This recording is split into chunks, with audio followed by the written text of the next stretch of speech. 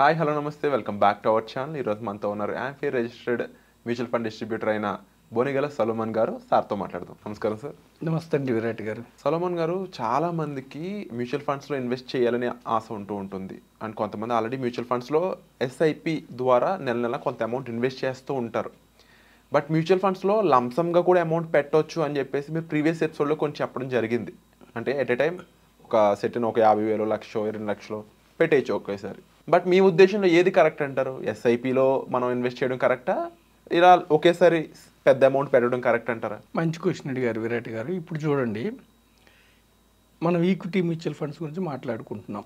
Liquid కాదు, debt గురించి కాదు. ఈక్విటీ మ్యూచువల్ ఫండ్స్ సామాన్యమైన ప్రజల్ని ధనవంతులు చేయడానికి అవకాశం ఉంది.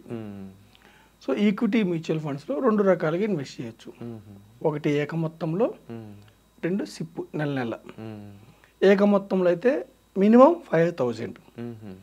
కొన్ని సంస్థలు ఇప్పుడు 1,000 రూపాయలు కూడా యాక్సెప్ట్ చేస్తున్నాయి. ఓకే, అంటే కనీసం 1,000 రూపాయలు మీరు ఇన్వెస్ట్ చేస్తే కూడా మీరు 30 నుంచి 50 కంపెనీస్లో పార్ట్ ఓనర్ అవుతారు. ఓకే.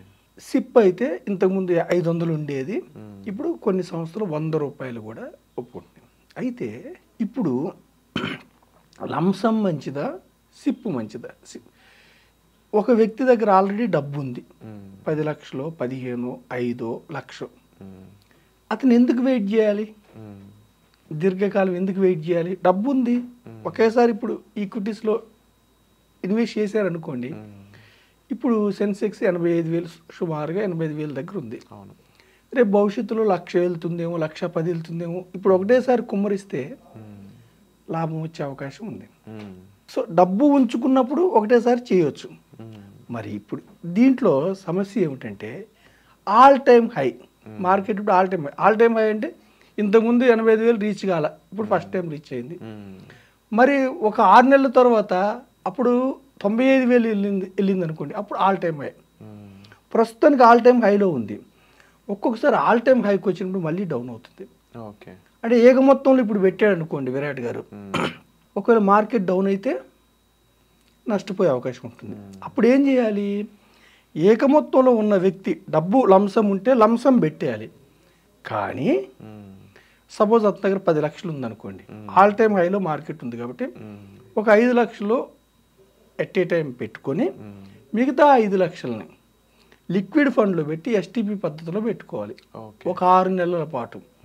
అప్పుడు ఏమవుతుంది? ప్రతి వారం ఈ 5 లక్షలు ప్రతి నెల 1,00,000, ప్రతి వారం 25,000 అలా పెట్టుకుంటే ప్రతి వారం మార్కెట్లో ఈక్విటీలో అతను పార్టిసిపేట్ చేస్తాడు. కాబట్టి ఒక 6 నెలల్లో 9 నెలల్లో మార్కెట్ అప్ అయితేనేమో ఫస్ట్ పెట్టిన 5 లక్షల లాభం వస్తుంది. మార్కెట్ డౌన్ అయితే వారం వారం ఈక్విటీలోకి వెళ్తున్నప్పుడు మనకి యూనిట్స్ యావరేజ్ అవుతాయి. మ్యూచువల్ ఫండ్స్లో యూనిట్స్ అంటారు. వండర్ఫుల్ సొలొమన్ గారు. అంటే మార్కెట్ వాలటాలిటీని ఉద్దేశించి మీరు ఈ ప్లాన్ చేశాం. సరే, లంసం ఉంది, వాళ్ళు పెట్టుకోగలరు. ఓకే. ఒక సామాన్యమైన వ్యక్తి నెలకి 20,000 వస్తుంది, 15,000 వస్తుంది, 30,000 వస్తుంది. వాళ్ళ దగ్గర లంసం లేదు, 1,00,000, 10 లక్షలు, 5 లక్షలు లేదు. వాళ్ళు కూడా మార్కెట్లో పార్టిసిపేట్ చేయాలి, ఈక్విటీ మ్యూచువల్ ఫండ్లో పార్టిసిపేట్ చేయాలి. వాళ్ళ కోసం ఉద్దేశించింది ఎస్ఐపి. లంసం కంటే ఎస్ఐపి ఎక్కువ ప్రాచుర్యం ఎందుకు పొందిందంటే విరాట్ గారు, ప్రతి నెల మనం మార్కెట్లో ప్రతి నెల ఒక 3,000, 4,000 మనం ఇన్వెస్ట్ చేస్తుంటే ప్రతి నెల మన మార్కెట్లో మన కోసం స్కీమ్స్ మ్యూచువల్ ఫండ్ సంస్థలు 30 నుంచి 50 కంపెనీస్లో ఇన్వెస్ట్ చేస్తారు. కాబట్టి మార్కెట్ అప్ అయినా మనకు లాభమే. మొదటి నెల పెట్టాము, నెక్స్ట్ మంత్ మార్కెట్ అప్ అయితే లాభం. మార్కెట్ డౌన్ అయింది అనుకోండి, మనకి ఇప్పుడు ఫస్ట్ 3,000 పెట్టాము, ఈ నెల 10 రూపాయలే ఉంది ఎన్ఏవి. 3,000 డివైడెడ్ బై 10 అంటే 300 యూనిట్స్ వస్తాయి. సెకండ్ మంత్ వచ్చేవరకు మార్కెట్ డౌన్ అయింది అంటే ఎన్ఏవి తగ్గింది, షేర్ వాల్యూస్ తగ్గినాయి, ఎన్ఏవి తగ్గింది. సో 8 రూపాయలకు వచ్చింది అనుకో, మనకి నెంబర్ ఆఫ్ యూనిట్స్ ఎక్కువ వస్తాయి. ఇలా 10 నుంచి 15, 20 సంవత్సరాలు పెడితే రూపీ కాస్ట్ యావరేజ్ అంటే మనం కొంటున్న షేర్స్ యావరేజ్ అయ్యి, యూనిట్స్ యావరేజ్ అయ్యి మిక్కిలి లాభం వచ్చే అవకాశం ఉంటుంది. ఒకేసారి డబ్బు లేని వాళ్ళు సిప్ ఎన్నుకోవాలి. ఒకేసారి డబ్బు ఉన్న వాళ్ళు లంసంలో పెట్టవచ్చు. మార్కెట్ హైలో ఉంటే, అంటే హై అంటే ఇప్పుడు ఆల్ టైమ్ హై ఉన్నప్పుడు ఎస్టీపీ పద్ధతులు ఎన్నుకోవాలి. లేదు ఇవన్నీ నాకు తెలియదు అనుకున్నప్పుడు వాళ్ళ కోసం బ్యాలెన్స్డ్ అడ్వాంటేజ్ ఫండ్స్ అని ఉన్నాయి. బ్యాలెన్స్డ్ అడ్వాంటేజ్ ఫండ్స్ అంటే ఏమిటంటే ఈక్విటీలో కొంత పోర్షన్ పెడతారు. అంటే మీరు 100 రూపీస్ ఇచ్చారు అనుకోండి, ఈక్విటీలో ఒక 60-70% పెట్టారు. డెట్ అంటే ఈ స్టాక్ మార్కెట్కి షేర్స్కి సంబంధం లేదని డెట్ అంటారు. అంటే అప్పిస్తారు కంపెనీ, దాంట్లో పెడతారు. బ్యాలెన్స్డ్ అడ్వాంటేజ్ ఫండ్లో ఏం చేస్తారంటే విరాట్ గారు, మార్కెట్ హైలో ఉన్నప్పుడు ఈక్విటీ పోర్షన్ తగ్గిస్తారు, మార్కెట్ కరెక్షన్ వచ్చినప్పుడు ఈక్విటీ పోర్షన్ పెంచుతారు. ఇప్పుడు మార్కెట్ 85,000 ఉంది, బ్యాలెన్స్ చేస్తారు. సో లంసము మంచిదే, సిప్పు మంచిదే. డబ్బు లేని వాళ్ళ కోసం ఒకటేసారి ఏక మొత్తంలో డబ్బు లేని వాళ్ళ కోసం సిప్పు, డబ్బు ఉన్న వాళ్ళ కోసం వెయిట్ చేసే పని లేదు, లంసం చేయాలి.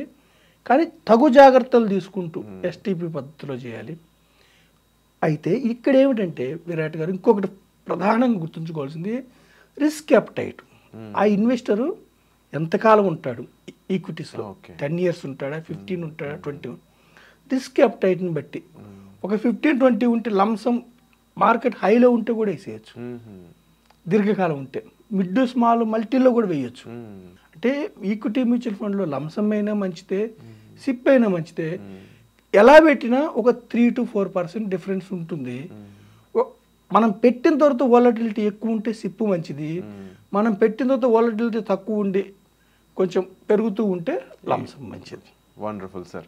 అండ్ ముఖ్యంగా ఇన్వెస్ట్ చేయడం మంచిది ఓవరాల్గా ఈక్విటీ మ్యూచువల్ ఫండ్స్ అనేవి సామాన్య మానవుడికి భగవంతుడు ఇచ్చిన వరం. ఈక్విటీ మ్యూచువల్ ఫండ్స్, నేను డైరెక్ట్ స్టాక్స్ గురించి చెప్పట్లా. ఈక్విటీ మ్యూచువల్ ఫండ్స్ మన కోసం ఫండ్ హౌసెస్ సమ్మేళనం 30-50 కంపెనీల సమ్మేళనంతో డైవర్సిఫైడ్ అన్ని రంగాల్లో పెడుతూ మన కోసం ఫండ్ మేనేజర్ కేర్ తీసుకుంటాడు. ఎన్ఏవి కూడా ఎలా క్యాలిక్యులేట్ చేస్తారు?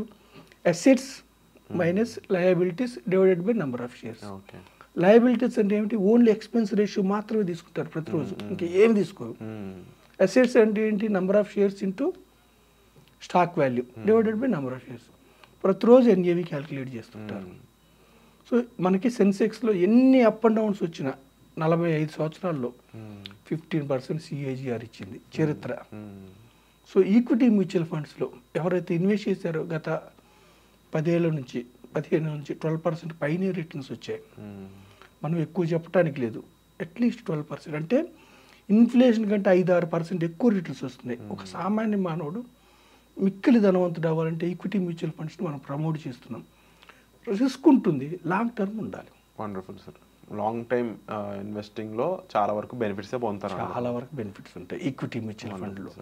ముఖ్యంగా ఎస్ఐపి వర్సెస్ లంసమ్ అన్నప్పుడు మీరు ఇచ్చిన ఆన్సర్ అనేది చాలా అద్భుతంగా ఉంది sir. SIP plus lump sum, and ముఖ్యంగా అందులో కూడా ఎంతో లాజిక్ ఎలా దాగి ఉంది, ఎలాంటి సిచ్యువేషన్స్లో ఏది ఏ విధంగా పనిచేస్తుంది. ముఖ్యంగా మార్కెట్లో డీప్ అనాలిసిస్ అనేది ఒక్క ఎపిసోడ్ ద్వారా మీరు మాత్రం ఇవ్వగలరు. అలాంటి డీప్ అనాలిసిస్ని, వాలటాలిటీని అర్థమయ్యే విధంగా అర్థవంతంగా మాకు చెప్పినందుకు కూడా thank you so much. Thank you Virat గారు, థ్యాంక్ యూ సో మచ్.